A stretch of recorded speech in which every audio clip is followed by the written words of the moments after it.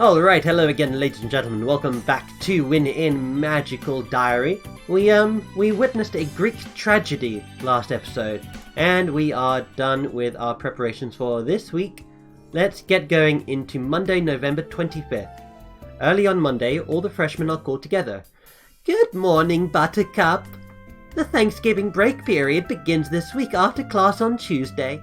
Classes resume on Monday, the 2nd of December. If you are staying through the break, the library will be open and meals will be served at regular times. We will have a feast together on Thursday and some optional activities on Friday and Saturday. For those who are leaving, if you need to leave early and miss classes tomorrow, please speak to me after assembly. Now, there is one more thing. For those of you who are Wild Seed, if you are leaving, this will be your first time away from the comfort and protection of Iris Academy.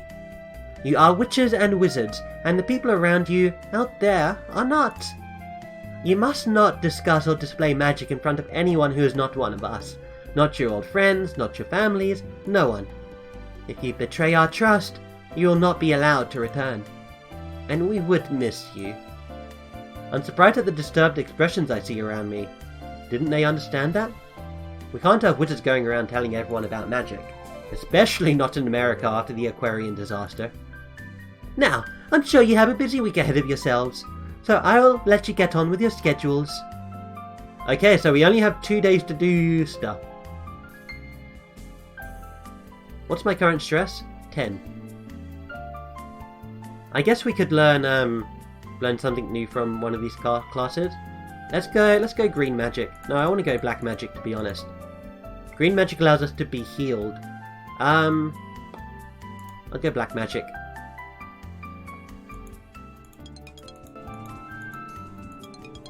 Yes, we got 5. Now, my little scribes, you should recall that I told you black magic is the magic of solidarity and permanence. Life and spirit are chaotic and ever-changing by their nature. Force and illusion might come and go in an instant. Nothing truly lasts forever, even in our world. Even our world and its magic will someday with its dust. But that day is not today, and with black magic, we affect things that will last a good long time. Within an object, you can leave an enduring mark upon the world, a message for the future. You may also find it useful to mark your way through a labyrinth if you can trust the walls not to move. Inscription, cool. Those are what we've been seeing all about the place, huh? Alright. Thanksgiving leave. If I might have your attention, please. Take hold of each other's hands and close your eyes. We give thanks to the parents who created us and the friends who helped us grow, to the earth which nurtures us and the other worlds which inspire us, for what we have been given and for what we have to give, for those who have taken us in when we were in need, for forgiveness and the hope of renewal. May our tributes bring joy, and may no call go unanswered this Thanksgiving season. So may it be. We echo her final words, and then our hands slip away from each other as we look back into the light. Have a very happy holiday. Ah, that is so heartwarming. As she dismisses us, a hubbub rises, students eager to share their holiday plans or just to get out of here and meet up with their families again. It doesn't affect me. I'll be on campus all week. I head back towards my room to get out of the way of the stampede. Outside in the hall I hear footsteps and the occasional squeak of suitcases as students mount a noisy exodus. I lie back on the bed. It'll quiet down soon enough. They're in a hurry to be gone. And then someone knocks on my door. Is that Luke or Donald? Come on in, it's open. But it's her! Barbara? Hi. She looks around my room at the floor, and at me on the bed and seems puzzled. She gestures back and forth between me and the door, then lifts her hands in confusion. No, I'm not going anywhere. I'm staying here for Thanksgiving. You know I'm not American, right? It's not a holiday for me. She tilts her head back and back and forth as if to say fair enough. Maybe I'll even run in the halls while they're empty. She smiles and nods. Are you going home now? She nods. Oh well, have a safe journey. She smiles and waves to me, then exits my room, closing the door behind her. Did she come over here just to say goodbye to me? That's rather sweet. Aw, I have a lump in my throat now. Someone is knocking on my door. Why is someone knocking on my door? Isn't almost everyone supposed to have gone home? Well, I'd better have a look. It's Grabiner! Oh, Mr. Wynn, please come with me. Yes, sir.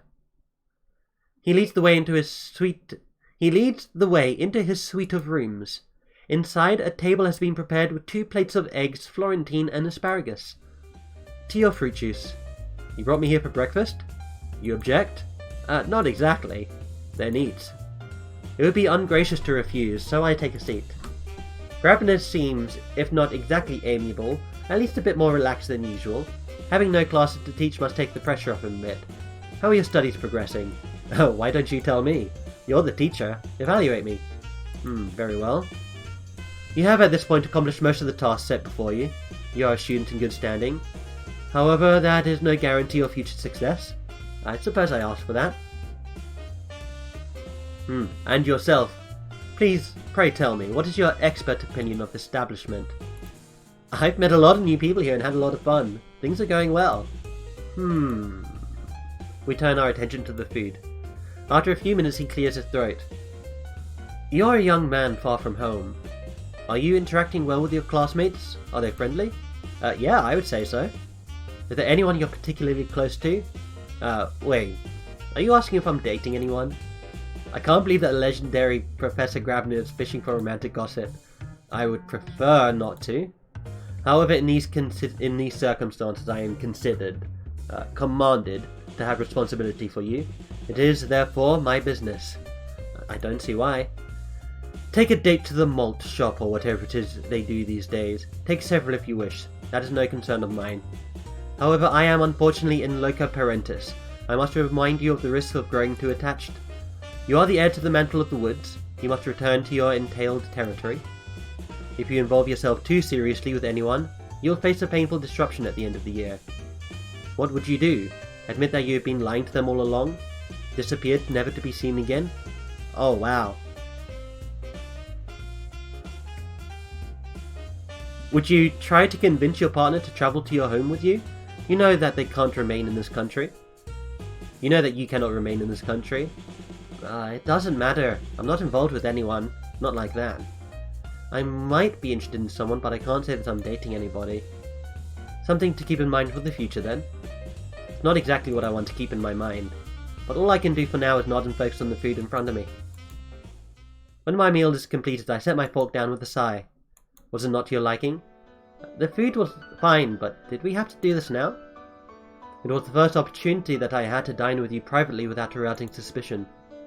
I'm on holiday, so are you. Class it out. Can we have just had a day? Why'd you need the first opportunity? Because your parents demanded it.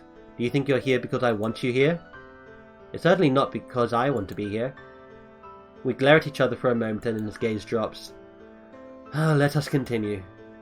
You'll be expected to return home over the winter break, which begins after classes on December 20th. Oh. If there are any activities or sights you wish to see in this country, you should send a proposal to your parents. To your parents.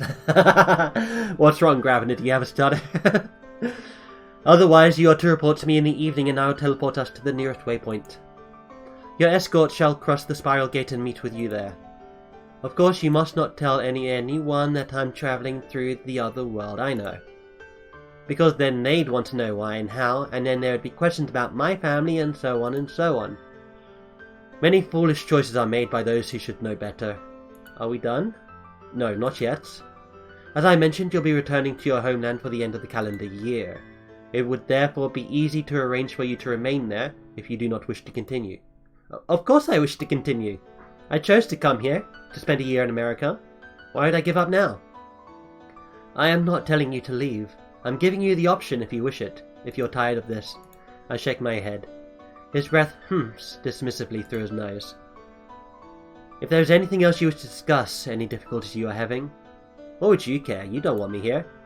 I'm trying to provide adult guidance and supervision. Well, I didn't ask for it. Okay, I'm being a bit of a jerk here. He stands jarring the table with a clatter. If you cannot be civil, then you're invited to leave. Good, I don't want to be here anyway. Your immaturity will not impress. Crepe! What happened? I mean, I guess my character is just upset that he's been told that he has to go home. As the distance grows between us, I struggle to control my breathing. It's mostly a wasted effort, so with few people left in the school, and even if someone did see me walking away from Grabner in foul temper, they wouldn't think it was noteworthy. But this is for me. I don't like feeling this way. Yeah, I thought so. He's just, upset about, having to go back home.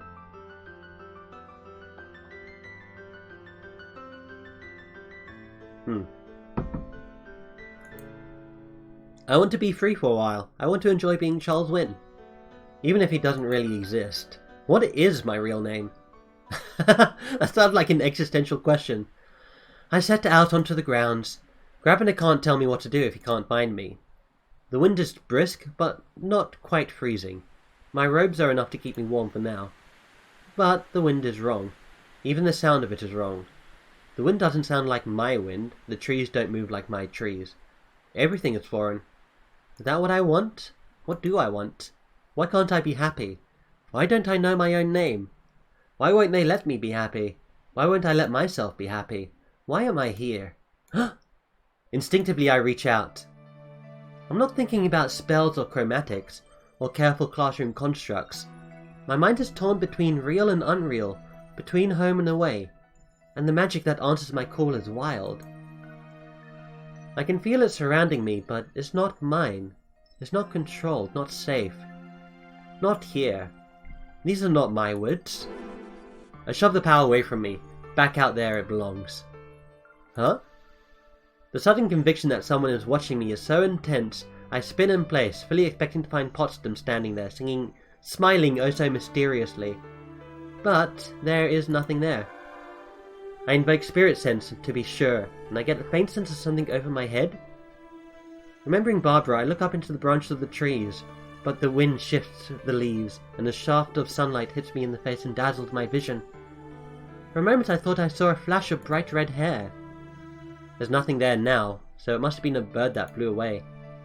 I've worked myself up too much, haven't I? I'm going to take a nice long walk and relax. Oh, our little dude is conflicted. Someone is knocking on my door. If Grabner thinks I'm going to follow him around like a puppy.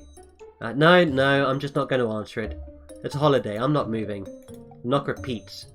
He's keeping his temper at least, not banging down the door, but I'm still not answering. Charles dear, wakey wakey. What? Good morning, Gobbler. What?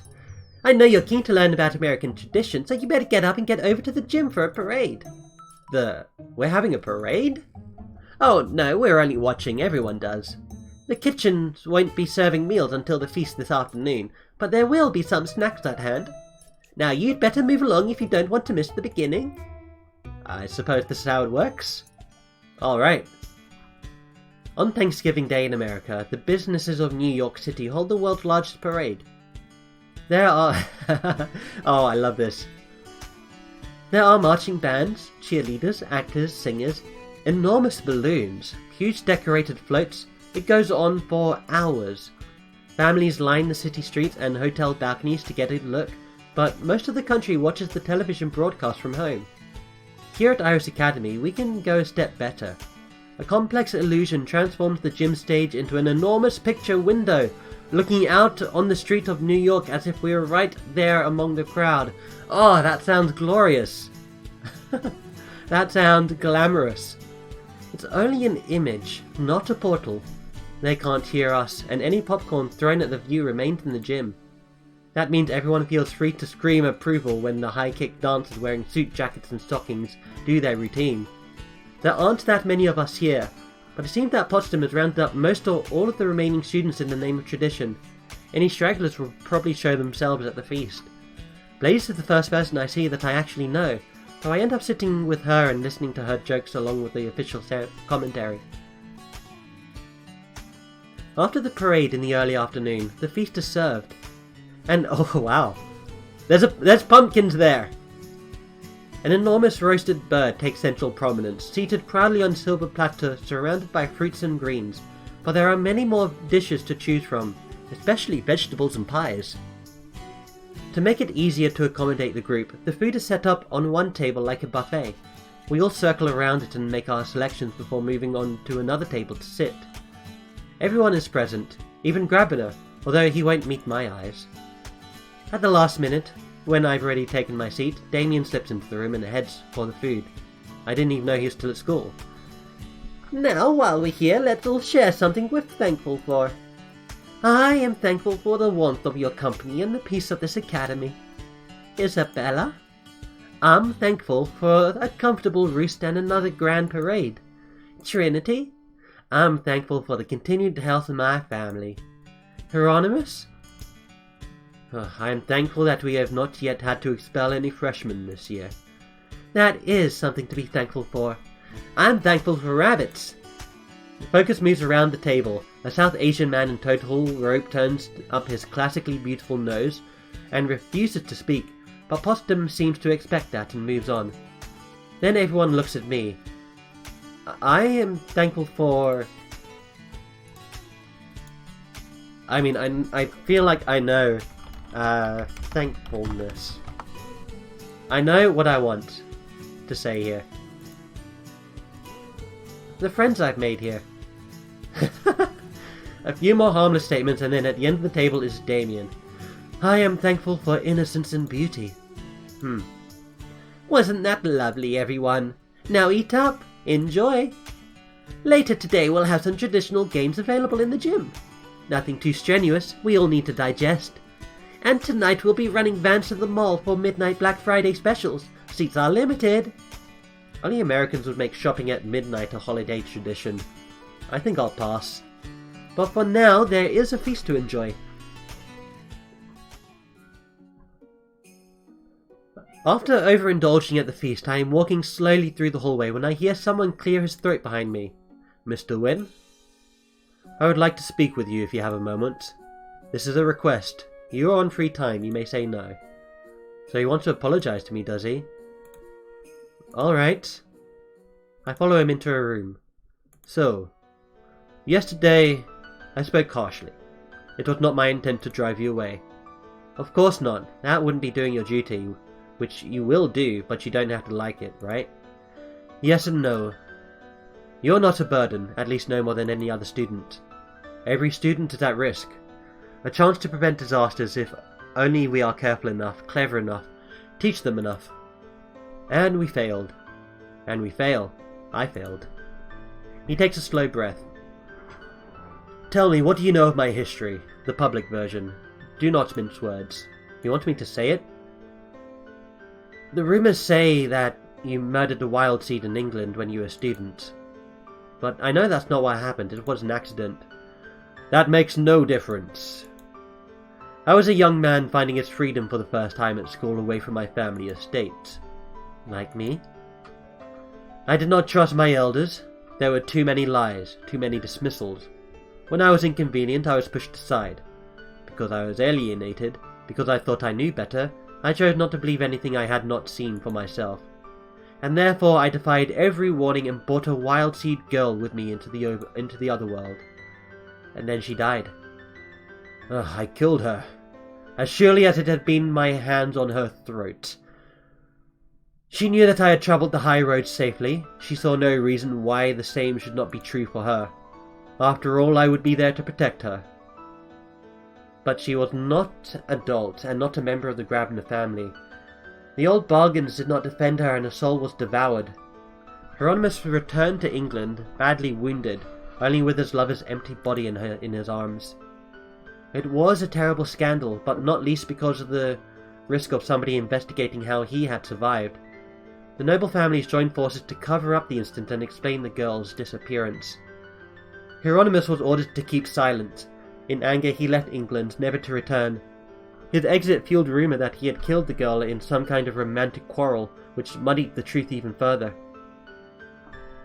It has been a long time since I have spoken of this. I do not like to remember. My duty to you stirs up old memories. That's not your fault. It's mine. It always has been mine. It's easier when no one knows. When you are here, I can't forget. I don't think he's ever forgotten. Not for a single day, even if he doesn't speak her name. You know my story, and I'm the only person here who knows yours. Your company makes me uncomfortable, but I would rather you came to me if you needed support. You don't need to do that. There's nothing wrong. Everything in my life's just, being a teenager. The love and loss that we feel when we are young may be the deepest and forever mark our fates. Forgive me, I must sound like a melancholy old man. He's not even that old. Adult, yes, but not what I would call middle-aged. I feel foolish for snapping at him yesterday, but I don't know what to say to him now. He's not my father, but he is my teacher, and we're not exactly friends. You don't need to hear all this. Speak to me if you have a need. Don't do anything stupid. Right. Happy Thanksgiving. I can't help but laugh a little. Yeah, no, I mean, Grabiner isn't a bad guy. He's just misfortuned, shall we say. He's jaded, and jaded for good reason. It's not his fault. Well, it is kind of his fault. He does blame himself, but at the same time, how do you deal with something like that, with that guilt? How do you deal with guilt over something as big as that? That is, something you're going to have to live with for the rest of your lives. Anyway. Finally, I can sleep with no one bothering me. Stress decreased by 25! Oh my goodness! That has reduced all of our stress. I wish sleeping would just remove our stress like that. Are we sleeping? Eventually tiring of spending all day in my room, I decide to go out for a walk. On an ordinary Saturday, I could go around to the mall, but with most of the students gone, the vans aren't running. I'm not sure about the dungeons, but they're probably locked up for safety reasons. Before the holiday started, Potsdam made a point to say that the library would still be open. Maybe I should go there. No one seemed to be around except for the librarian, who looks up from her books as I enter. Afternoon, Mr. Wynn. Good afternoon, ma'am. I don't know much about Miss Darden. Miss? Is that how you pronounce it? I mean, I've met several Mrs. before, but I always just call Miss. I always just call her Miss. I don't know much about Miss Darden, except for the Thanksgiving meal. I've never seen her out of the library, and inside the library, it never seems appropriate to start a conversation with her. Besides, she's a teacher. Well, actually, she isn't. At least, she's not a professor. She could be a junior instructor, but she seems older and more experienced than Professor Van Brun. Still, looks can be deceiving. Something on your mind, sugar?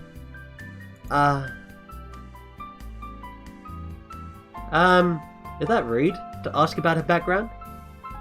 I mean, I kind of want to know her.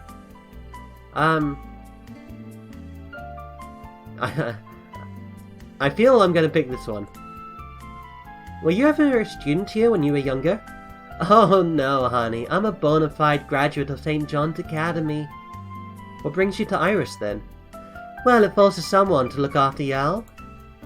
She settles back into her chair with her book. You let me know if you need anything else now. I suppose it's up to me to amuse myself for now. Alright, well, that didn't quite, do anything, I guess. December the 1st. It's not hard to tell when the other residents of Wolf Hall return to school. The quiet corridors slowly filling with boots and shouting. I go out to see who's around. Hey, Charles, how was your break? It was restful. It was relaxing, not having to keep to a schedule. How about you? We got snow.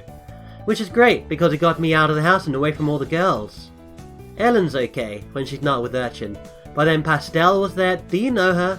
Not really. Well, look out. She'll probably try to seduce you sometime. She does it to everyone. William was her first target, obviously. But then he just sort of laughed and treated her like a kid, which she hates. Next thing I know, she's trying to sneak into my room in the middle of the night. Did you let her? In my parents' house? Besides, that's not the kind of thing I'm looking for. I want a girlfriend who likes me, not one who'll take anybody that's around. You don't have to have a relationship to have fun with someone. If she's up for it and you're up for it, not my style. So after that, I kept my door locked. But the snow was great. We went out on sleds. Did you get any here? Not really. Just a tiny bit in here. Well, it's still early. Don't worry, by Christmas we'll freeze your toes off. It's already colder outside than I'm used to. I'm gonna go see if Luke's back yet. Catch you later. Of course, by Christmas I'll be home again, at least for a while, and that'll be strange in its own way. December 1st, dorm room in the evening. At the end of the week I have the chance to review the things I've learned to make preparations for the future.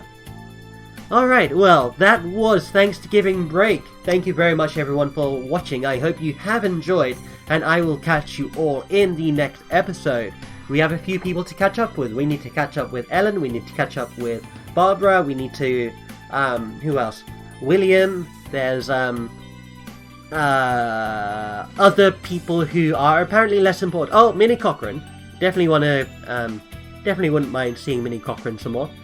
But, yeah, that's it. Thank you for watching. I hope you've enjoyed, and I will see you next time. Take care.